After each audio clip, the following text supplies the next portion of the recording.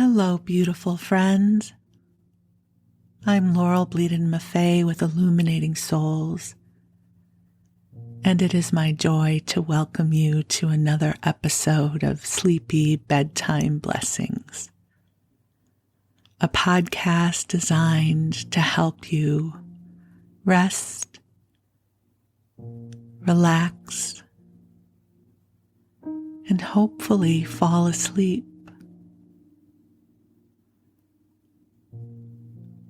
I am an angelic practitioner, a spiritual teacher, and an encourager of souls.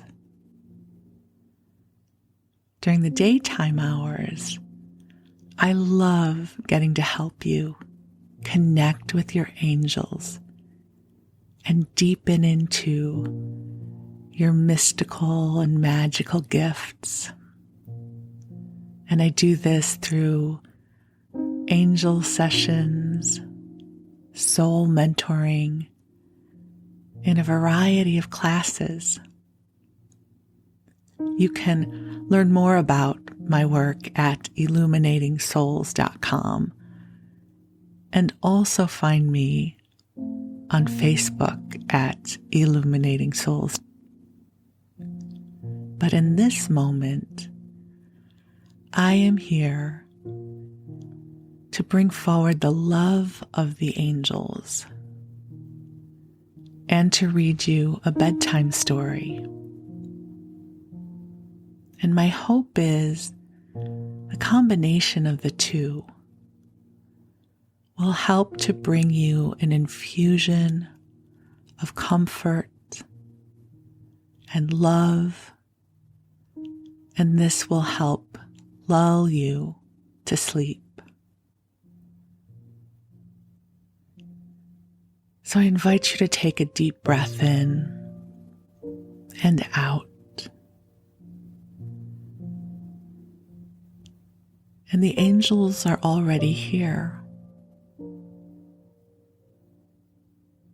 And you know, one of the things that I have learned over the years is one of the side effects sometimes of experiencing higher energy fields is they often put us to sleep. And I'll share a little story with you about it. Some of you have heard this already. In 2006, my husband and I were blessed to attend several days of teachings with the Dalai Lama when he was in Los Angeles. It was quite a remarkable experience. And one of the things that happened for me was when other monks and teachers were talking, I was present and awake. And as soon as the Dalai Lama started teaching, I would fall asleep. And I had so much judgment on myself. I thought, what is happening? I so wanted to be present to what he was teaching. And a dear friend of mine, who's very wise, was with us.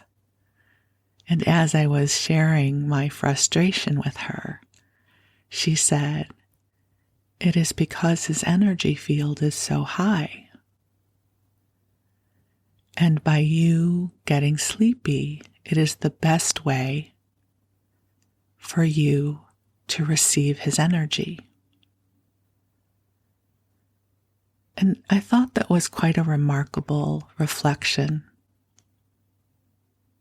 Because you know what was so interesting about that was one evening of the teachings, he did a public address. It was several thousand people. And the energy and the content was very different than what he was bringing forward in the teachings he was doing during the daytime. And you know what? I stayed awake. I was engaged and interested, and my mind was alert. And yet, during the daytime, when he was bringing forward the Buddhist teachings, I would fall asleep. So this was my first experience with this kind of phenomenon. I experienced it again when I first started listening to Abraham Hicks. When Jerry and Esther Hicks were speaking as themselves, I was alert and listening to everything they had to say. And then when Esther started channeling Abraham, I zonked right out. And this happens quite often when I am channeling Josephus and the Wisdom Council and the angels. It's a group of angelic guides that I channel. And sometimes Josephus even says, when we're doing an angel circle, if you start to get sleepy when we are speaking, it is not because we are boring. It is because you are receiving higher frequencies of energy. And the most graceful way for you to receive the healing and the acclimation is by resting. So in some ways, bringing forward the angels for you in this context is just such a beautiful marriage, because you get to fall asleep while they're here. Their energy is so beautiful and loving, and they are helping to calibrate these energies to support you, not only so that you can fall asleep,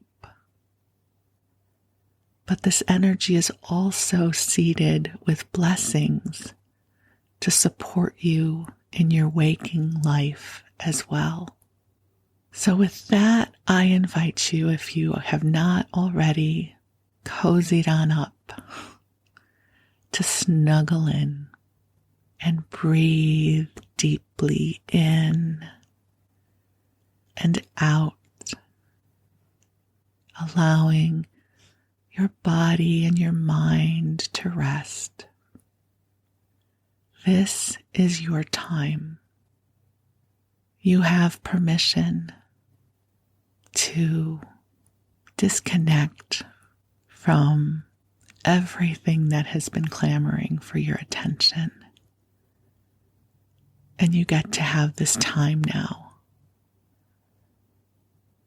Get to come into this sanctuary of sleep where you are held and loved in the heart of God. So beautiful angels on high, we are so grateful that you are here with us in this moment. And we can feel the waves of gratitude that you have for this opportunity for us to be with you right now. Angels, I ask that you infuse this broadcast with love, that everyone who hears this message feels the comfort and compassion and light you are streaming in service to our highest and best goods. Angels, we ask that you lift anything that feels like a burden, because what feels heavy to us likely feels as light as a feather to you. Please help bring solutions of grace and ease forward to whatever we are seeking to create. Angels, we ask that you bring forward blessings that help each one of us remember who we are in the true brightness of our spirit. May our paths be paved with blessings. May we find heart-centered community with people who feel like home. May our souls feel inspired by the beauty of our lives. And if for any reason we are not feeling that right now, we ask that you seed this into the days and weeks and months ahead. My dear ones, the angels are with you now, and they are bringing forward soothing and loving energy to help you rest and replenish. So allow your breath to grow deep and allow your body to relax. And your angels are watching over you. You are a beautiful blessing in this world, and we are so grateful for the gift of you. And now, while you drift off, I'm going to read you a story. And tonight, we return to the second installment of Little Women by Louisa May Alcott. And I was guided to read this book because the first 2 chapters are about their Christmas experience. And as I record this and as this episode is released, we are in the Christmas week. So at this part of the story, the March sisters and their friends, they have gathered together, and it is Christmas night. And the women, the little women, are putting on a play for their friends. There's quite a lot of narrative and description of their play, but I'm going to skip ahead to more of the narrative of the story, and here is where we will begin. So this is the part where Hannah, who helps in their home, appears and invites all the ladies assembled to walk down to supper. This was a surprise even to the actors, and when they saw the table, they looked at one another in rapturous amazement. It was like Marmee to get up a little treat for them, but anything so fine as this was unheard of since the departed days of plenty. There was ice cream, actually 2 dishes of it, pink and white, and cake and fruit and distracting French bonbons. And in the middle of the table, 4 great bouquets of hothouse flowers. It quite took their breath away, and they stared first at the table and then at their mother, who looked as if she enjoyed it immensely. "Is it fairies?" asked Amy. "Santa Claus," said Beth. "Mother did it," and Meg smiled her sweetest in spite of her gray beard and white eyebrows. Aunt March had a good fit and sent the supper, cried Joe with a sudden inspiration. All wrong. Old Mr. Lawrence sent it, replied Mrs. March. The Lawrence boy's grandfather? What in the world would put such a thing into his head? We don't know him, exclaimed Meg. Hannah told one of his servants about your breakfast party. He is an odd old gentleman, but that pleased him. He knew my father years ago and sent me a polite note this afternoon saying he hoped I would allow him to express his friendly feeling toward my children by sending them a few trifles in honor of the day. I could not refuse, and so you have a little feast at night to make up for the bread and milk breakfast. That boy put it into his head. I know he did. He's a capital fellow, and I wish we could get acquainted.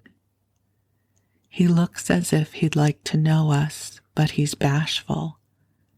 And Meg is so prim, she won't let me speak to him when we pass, said Joe, as the plates went around, and the ice began to melt out of sight with ohs and ahs of satisfaction. You mean the people who live in the big house next door, don't you? Asked one of the girls. My mother knows old Mr. Lawrence, but says he's very proud and doesn't like to mix with his neighbors. He keeps his grandson shut up when he isn't riding or walking with his tutor, and makes him study very hard. We invited him to our party, but he didn't come. Mother says he's very nice, though he never speaks to us girls. Our cat ran away once, and he brought her back, and we talked over the fence, and were getting on capitally all about cricket and so on, when he saw Meg coming and walked off. I mean to know him some day, for he needs fun. I'm sure he does, said Joe decidedly. I like his manners, and he looks like a little gentleman, so I've no objection to your knowing him if a proper opportunity comes. He brought the flowers himself, and I should have asked him in if I had been more sure of what was going on upstairs. He looked so wistful as he went away, hearing the frolic and evidently having none of his own. It's a mercy you didn't, Mother, laughed Joe, looking at her boots. But we'll have another play sometime that he can see. Perhaps he'll help act. Wouldn't that be jolly? I've never had such a fine bouquet before. How pretty it is. And Meg examined her flowers with great interest. They are lovely, but Beth's roses are much sweeter to me, said Mrs. March, smelling the half-dead posy in her belt. Beth nestled up to her and whispered softly, I wish I could send my bunch to Father. I'm afraid he isn't having such a Merry Christmas as we are. Chapter 3, The Lawrence Boy. Joe, Joe, where are you? Cried Meg at the foot of the garret stairs. Here, answered a husky voice from above, and running up, Meg found her sister eating apples and crying over the heir of Redcliffe wrapped up in a comforter on an old three-legged sofa by the sunny window. This was Joe's favorite refuge, and here she loved to retire with a half a dozen russets and a nice book to enjoy the quiet and the society of a pet rat who lived nearby and didn't mind her a particle. As men appeared, Scrabble whisked into his hole. Joe shook the tears off her cheeks and waited to hear the news. Such fun, only see. A regular note of invitation from Mrs. Gardiner for tomorrow night, cried Meg, waving the precious paper and then proceeding to read it with a girlish delight. Mrs. Gardiner would be happy to see Miss March and Miss Josephine at a little dance on New Year's Eve. Marmee is willing we should go. Now what shall we wear?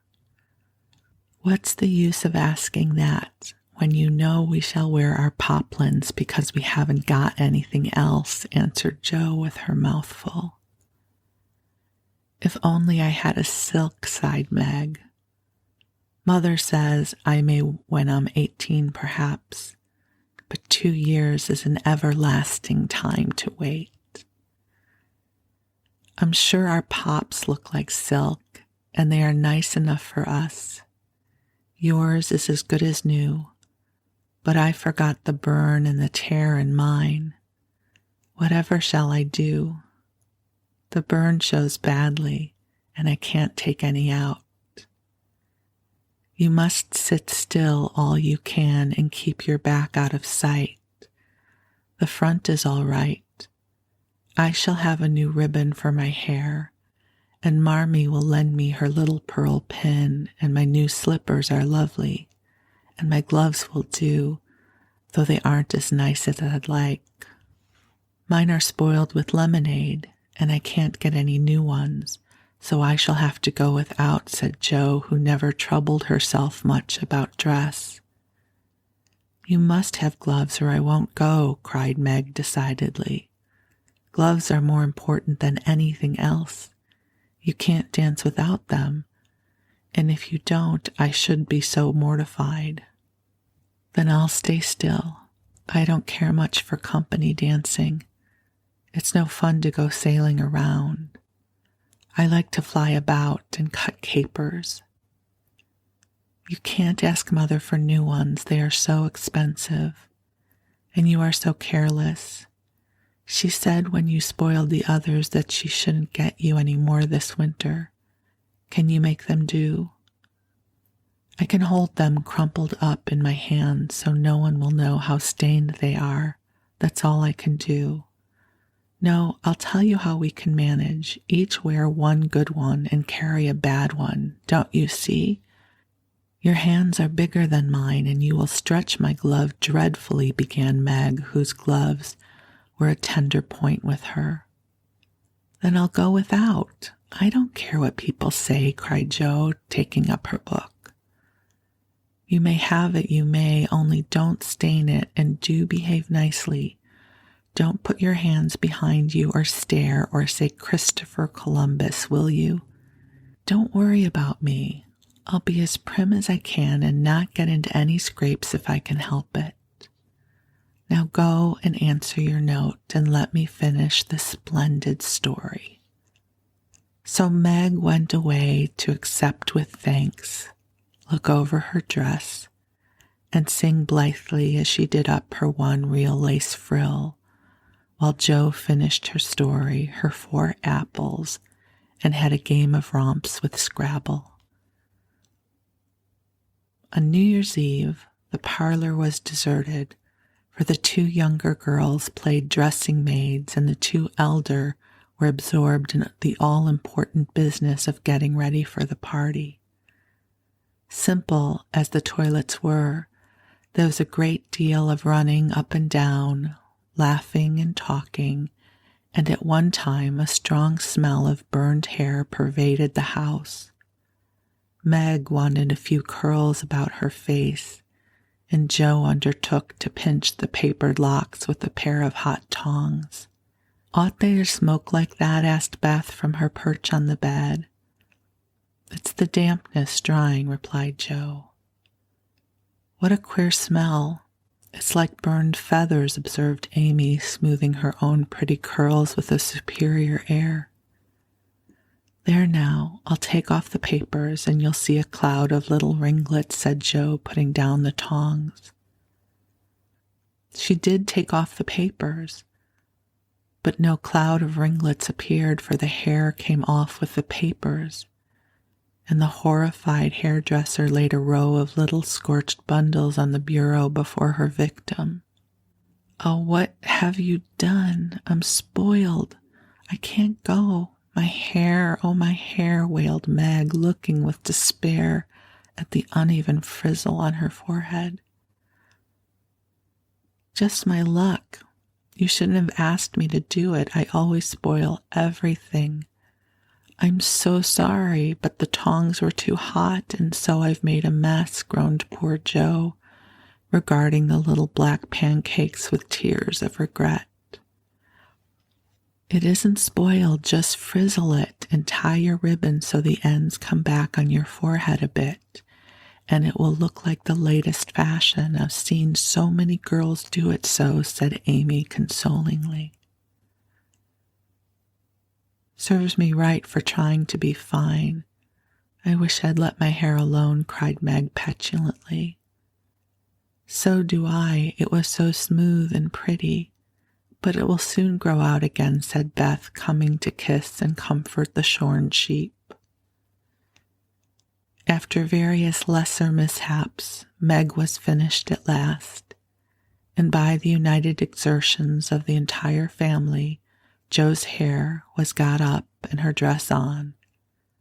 They looked very well in their simple suits, Meg's in silver drab, with a blue velvet snood, lace frills, and the pearl pin.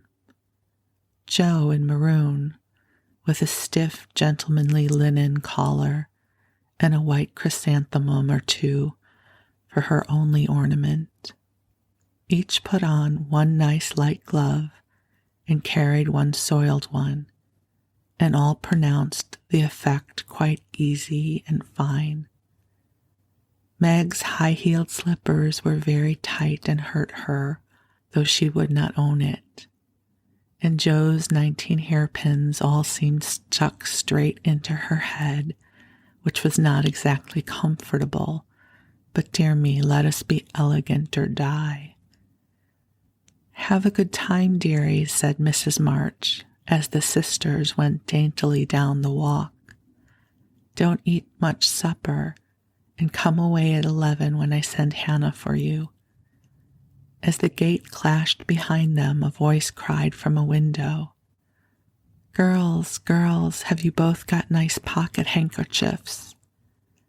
Yes, yes, spandy nice, and Meg has cologne on hers, cried Joe, adding with a laugh as they went on, I do believe Marmee would ask that if we were all running away from an earthquake. It's one of her aristocratic tastes and quite proper, for a real lady is always known by neat boots, gloves, and handkerchief, replied Meg, who had a good many little aristocratic tastes of her own. Now don't forget to keep the bad breath out of sight, Joe. Is my sash right, and does my hair look very bad? Said Meg as she turned from the glass in Mrs. Gardiner's dressing room. I know I shall forget. If you see me do anything wrong, just remind me by a wink, will you? Returned Joe, giving her collar a twitch and her head a hasty brush. No, winking isn't ladylike. I'll lift my eyebrows if anything is wrong, and nod at you if you are all right. Now hold your shoulders straight and take short steps. And don't shake hands if you are introduced to anyone. It isn't the thing. How do you learn all the proper ways? I never can. Isn't that music lovely? Down they went, feeling a trifle timid, for they seldom went to parties, and as informal as this little gathering was, it was an event to them. Mrs. Gardiner, a stately old lady, greeted them kindly and handed them over to the eldest of her 6 daughters. Meg knew Sally and was at ease very soon, but Joe, who didn't care much for girls or girlish gossip, stood about, with her back carefully against the wall, and felt as much out of her place as a colt in a flower garden. Half a dozen jovial lads were talking about skates in another part of the room, and she longed to go and join them, for skating was one of the joys of her life. She telegraphed her wish to Meg, but the eyebrows went up so alarmingly that she dared not stir. No one came to talk to her, and one by one the group dwindled away until she was left alone.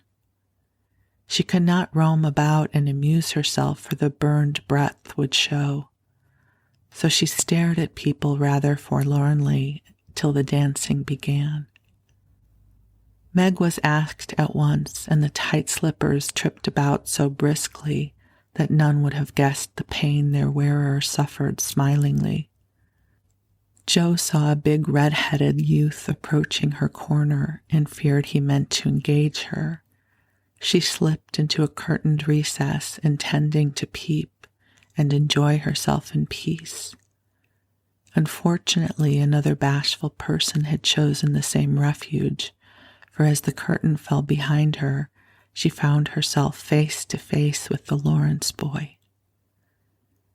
"Dear me, I didn't know anyone was here," stammered Jo, preparing to back out as speedily as she had bounced in. But the boy laughed and said pleasantly, though he looked a little startled, "Don't mind me, stay if you like." "Shan't I disturb you?" "Not a bit. I only came here because I don't know many people and felt rather strange at first, you know." "So did I. Don't go away, please, unless you'd rather."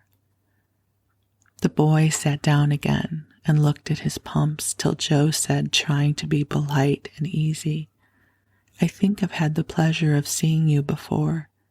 You live near us, don't you?" "Next door," and he looked up and laughed outright, for Jo's prim manner was rather funny when he remembered how they had chatted about cricket when he bought the cat home. That put Jo at her ease, and she laughed too as she said, in her heartiest way, "We did have such a good time over your nice Christmas present. Grandpa sent it. But you put it in his head, didn't you now?" "How is your cat, Miss March?" asked the boy, trying to look sober while his black eyes shone with fun. "Nicely, thank you, Mr. Lawrence. But I am not Miss March. I am only Jo," returned the young lady. "Well, I am not Mr. Lawrence. I am only Laurie." "Laurie Lawrence, what an odd name." "My first name is Theodore, but I don't like it, for the fellows call me Dora, so I made them say Laurie instead. I hate my name too, so sentimental. I wish everyone would say Jo instead of Josephine. How did you make the boys stop calling you Dora?" "I thrashed them." "Well, I can't thrash Aunt March, so I suppose I shall have to bear it." And Jo resigned herself with a sigh. "Don't you like to dance, Miss Jo?" asked Laurie, looking as if he thought the name suited her. "I like it well enough if there's plenty of room and everyone is lively. In a place like this, I'm sure to upset something, tread on people's toes, or do something dreadful, so I keep out of mischief and let Meg sail about. Don't you dance?" "Sometimes. You see, I've been abroad a good many years and haven't been in the company enough yet to know how you do things here." "Abroad?" cried Jo. "Oh, tell me about it. I love dearly to hear people describe their travels." Laurie didn't seem to know where to begin, but Jo's eager questions soon sent him going, and he told her how he had been at school in Vevey, where boys never wore hats and had fleets of boats on the lake, and for holiday fun went on walking trips about Switzerland with their teachers. "Don't I wish I'd been there," cried Jo. "Did you go to Paris?" "Well, we spent last winter there." "Can you talk French?" "We were not allowed to speak anything else at Vevey." "Do say some. I can read it, but I can't pronounce." And then Laurie says something to her in French. "How nicely you do it.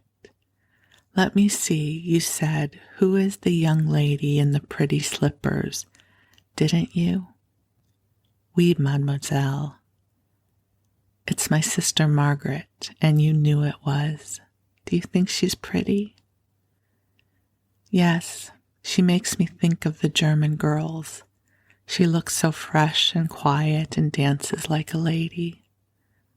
Jo quite glowed with pleasure at this boyish praise of her sister and stored it up to repeat to Meg. Both peeped and criticized and chatted till they felt like old acquaintances. Laurie's bashfulness soon wore off, and Jo's gentlemanly demeanor amused and set him at his ease. And Jo was her merry self again because her dress was forgotten and nobody lifted their eyebrows at her. She liked the Lawrence boy better than ever and took several good looks at him so that she might describe him to the girls, for they had no brothers, very few male cousins, and boys were almost unknown creatures to them. Curly black hair, brown skin, big black eyes, handsome nose, fine teeth, small hands and feet, taller than I am, very polite for a boy, and altogether jolly. I wonder how old he is. It was on the tip of Jo's tongue to ask, but she checked herself in time, and with unusual tact, tried to find out in a roundabout way. I suppose you are going to college soon. I see you pegging away at your books. No, I mean studying hard, and Jo blushed at the dreadful pegging which had escaped her. Laurie smiled, but didn't seem shocked, and answered with a shrug. Not for a year or two. I won't go before 17 anyway. Aren't you but 15? Asked Jo, looking at the tall lad whom she had imagined 17 already. 16 next month. Oh, how I wished I was going to college. You don't look as if you liked it. I hate it. Nothing but grinding or skylarking. And I don't like the way fellows do either in this country. What do you like? To live in Italy and to enjoy myself in my own way.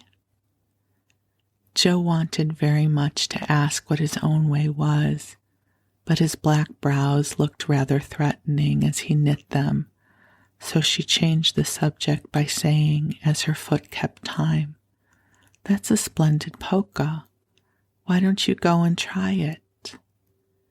"If you will come too," he answered with a gallant little bow. "I can't, for I told Meg I wouldn't because, And there Jo stopped and looked undecided whether to tell or to laugh. "Because what? You won't tell?" "Never." "Well, I have a bad trick of standing before the fire, and so I burned my frocks, and I scorched this one, and though it's nicely mended, it shows, and Meg told me to keep still so no one would see it. You may laugh if you want to, it's funny, I know." But Laurie didn't laugh. He only looked down a minute, and the expression of his face puzzled Jo when he said very gently, "Never mind that. I'll tell you how we can manage. There's a long hall out there, and we can dance grandly, and no one will see us. Please come." Jo thanked him and gladly went, wishing she had 2 neat gloves when she saw the nice pearl-colored ones her partner wore. The hall was empty, and they had a grand polka, for Laurie danced well, and taught her the German step, which delighted Jo, being full of swing and spring. When the music stopped, they sat down on the stairs to catch their breath, and Laurie was in the midst of an account of a students' festival at Heidelberg when Meg appeared in search of her sister. She beckoned, and Jo reluctantly followed her into a side room where she found her on a sofa, holding her foot and looking pale. "I've sprained my ankle. That stupid high heel turned and gave me a sad wrench. It aches so, and I can hardly stand, and I don't know how I'm ever going to get home, she said, rocking to and fro in pain. I knew you'd hurt your feet with those silly shoes. I'm sorry, but I don't see what you can do except get a carriage or stay here all night, answered Joe, softly rubbing the poor ankle as she spoke.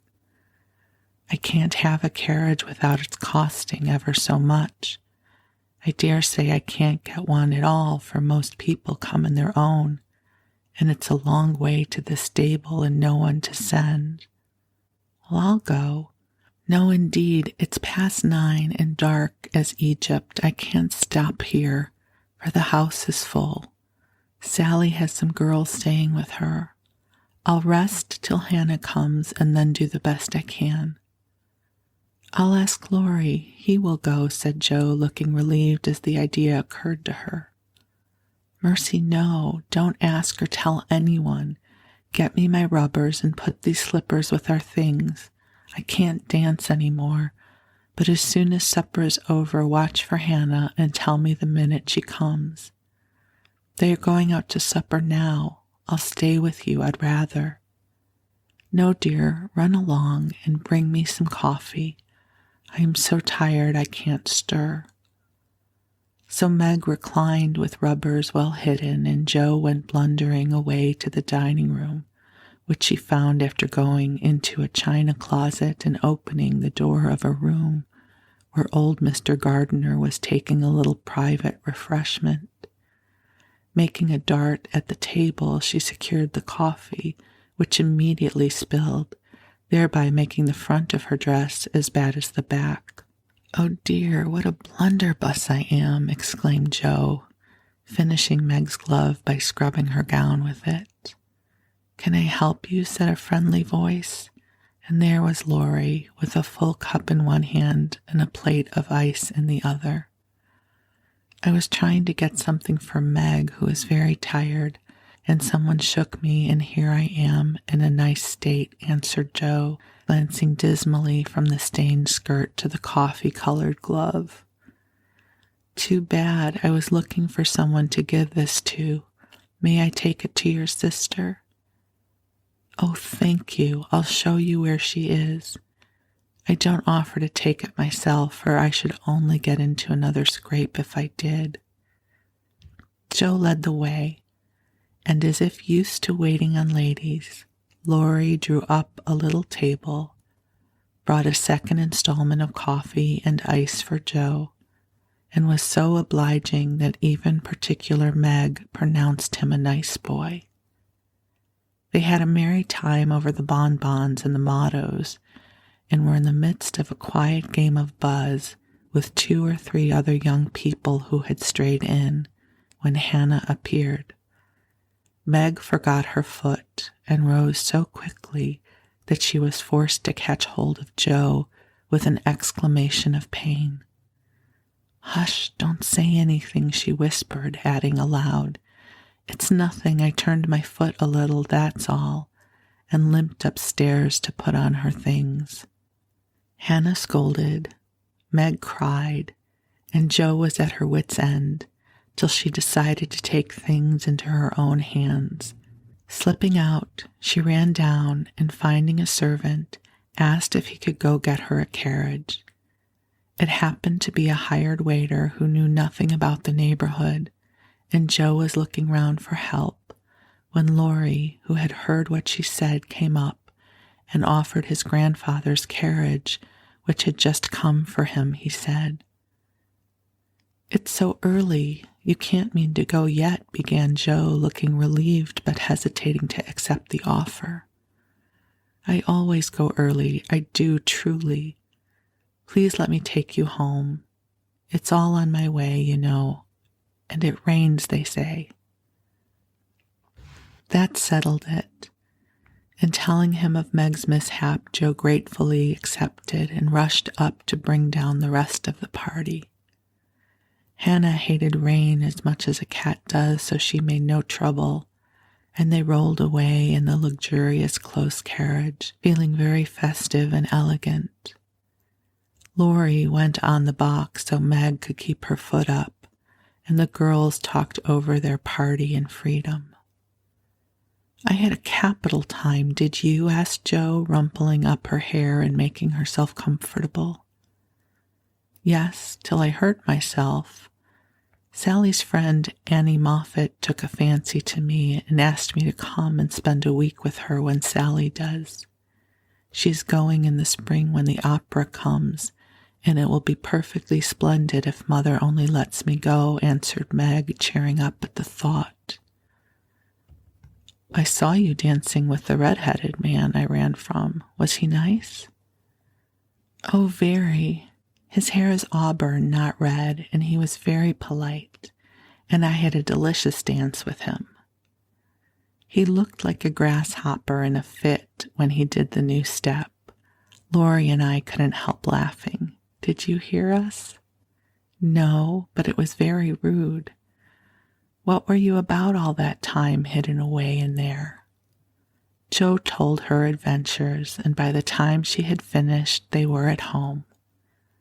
With many thanks, they said good night and crept in, hoping to disturb no one. But the instant their door creaked, 2 little nightcaps bobbed up, and 2 sleepy but eager voices cried out, "Tell us about the party! Tell us about the party!" With what Meg called a great want of manners, Jo had saved some bonbons for the little girls, and they soon subsided after hearing the most thrilling events of the evening. I declare, it really seems like being a fine young lady to come home from the party in a carriage and sit in my dressing gown with a maid to wait on me, said Meg, as Jo bounded up her foot with arnica and brushed her hair. I don't believe fine young ladies enjoy themselves a bit more than we do, in spite of our burned hair, old gowns, 1 glove apiece, and tight slippers that sprain our ankles when we are silly enough to wear them. And I think Jo was quite right. Chapter 4, Burdens. Oh dear, how hard it does seem to take up our packs and go on, sighed Meg, the morning after the party, for now the holidays were over. The week of merrymaking did not fit her for going uneasily with the tasks she never liked. I wish it was Christmas or New Year's all the time. Wouldn't it be fun? Answered Jo, yawning dismally. We shouldn't enjoy ourselves half as much as we do now, but it does seem so nice to have little suppers and bouquets and go to parties and drive home and read and rest and not work. It's like other people, you know, and I always envy girls who do such things. I'm so fond of luxury, said Meg, trying to decide which of the 2 shabby gowns was the least shabby. Well, we can't have it, so don't let us grumble, but shoulder our bundles and trudge along as cheerfully as Marmee does. I'm sure Aunt March is a regular old man of the sea to me, but I suppose when I've learned to carry her without complaining, she will tumble off or get so light that I shan't mind her. This idea tickled Jo's fancy and put her in good spirits, but Meg didn't brighten, for her burden consisted of 4 spoiled children, seemed heavier than ever. She had not heart enough even to make herself pretty as usual by putting on a blue neck ribbon and dressing her hair in the most becoming way. Where's the use of looking nice when no one sees me but those cross children, and no one cares whether I'm pretty or not, she muttered, shutting her drawer with a jerk.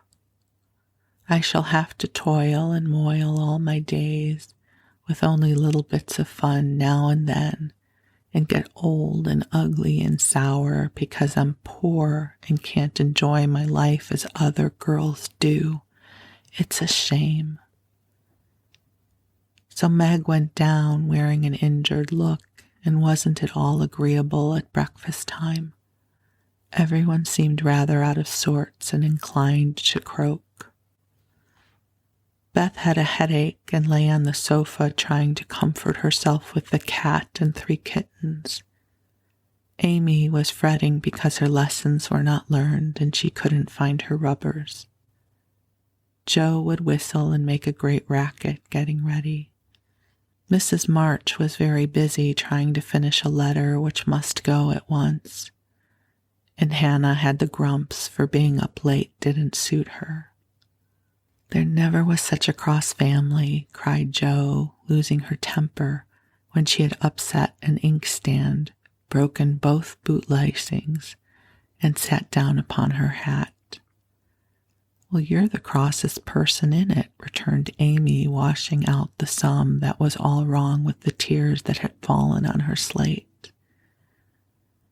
Beth, if you don't keep these horrid cats down cellar, I'll have them disowned, exclaimed Meg angrily as she tried to get rid of the kitten, which had scrambled up her back and stuck like a burr just out of reach.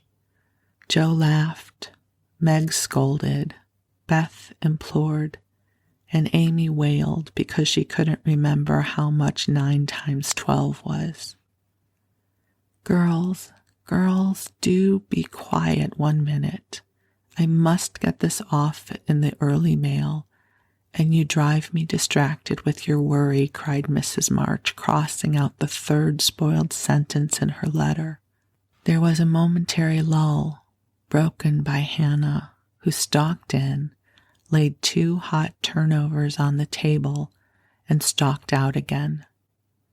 These turnovers were an institution, and the girls called them muffs, for they had no others, and found the hot pies very comforting to their hands on cold mornings. Hannah never forgot to make them, no matter how busy or grumpy she might be, for the walk was long and bleak. The poor things got no other lunch and were seldom home before 2.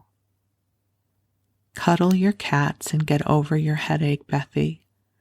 Goodbye, Marmee. We are a set of rascals this morning, but we'll come home regular angels. Now then, Meg. And Joe tramped away, feeling that the pilgrims were not setting out as they ought to do. They always looked back before turning the corner, for their mother was always at the window to nod and smile and wave her hand to them.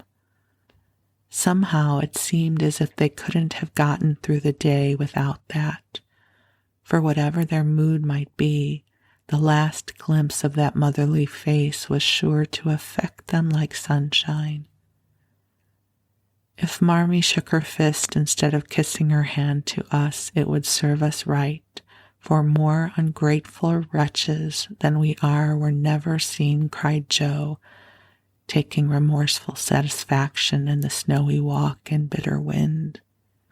Don't use such dreadful expressions, replied Meg from the depths of the veil in which she had shrouded herself like a nun sick of the world. I like good strong words that mean something, replied Joe, catching her hat as it took a leap off her head, preparatory to flying away altogether. Call yourself any names you like, but I am neither a rascal nor a wretch, and I don't choose to be called so.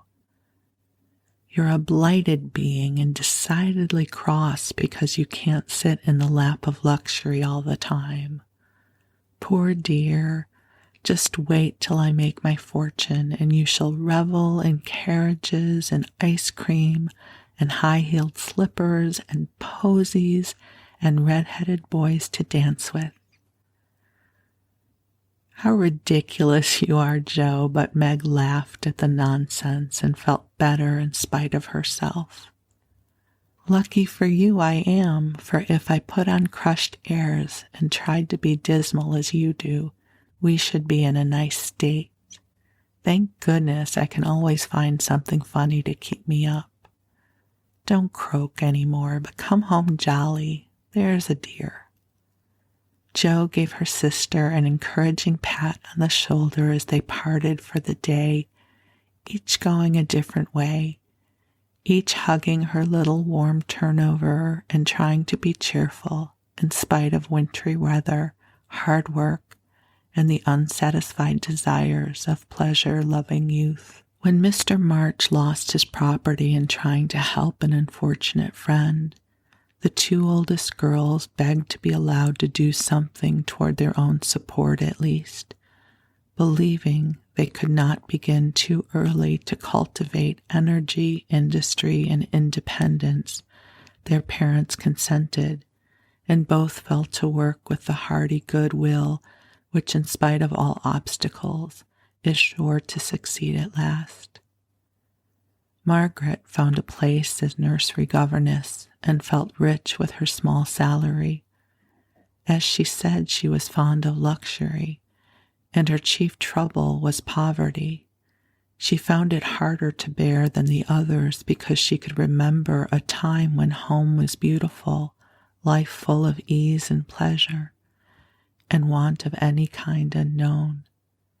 She tried not to be envious or discontented, but it was very natural that the young girl should long for pretty things, bright friends, accomplishments, and a happy life. At the King's, she daily saw all she wanted, for the children's older sisters were just out, and Meg caught frequent glimpses of dainty ball dresses and bouquets, heard lively gossip about theaters, concerts, sleighing parties, and merrymakings of all kinds, and saw money lavished on trifles which would have been so precious to her. Poor Meg seldom complained, but a sense of injustice made her feel bitter toward everyone sometimes, for she had not yet learned to know how rich she was in the blessings which alone can make life happy. Jo happened to suit Aunt March, who was lame and needed an active person to wait upon her. The childless old lady had offered to adopt one of the girls when the troubles came, and was much offended because her offer was declined. Other friends told the Marches that they had lost all chance of being remembered in the rich old lady's will, but the unworldly Marches only said, "We can't give up our girls for a dozen fortunes. Rich or poor, we will keep together and be happy in one another." The old lady wouldn't speak to them for a time, but happening to meet Jo at a friend's, something in her comical face and blunt manners struck the old lady's fancy, and she proposed to take her for a companion. This did not suit Jo at all, but she accepted the place since nothing better appeared, and to everyone's surprise got on remarkably well with her irascible relative. There was an occasional tempest, and once Jo marched home, declaring she couldn't bear it longer, but Aunt March always cleared up quickly and sent for her to come back, and with such urgency that she could not refuse, for in her heart she rather liked the peppery old lady. And with that, my beautiful friends, the angels and I wish you a good rest. Remember, you are loved, and you are a blessing, and we are so deeply grateful for our time with you. Be well, my friends, and we'll meet up again soon.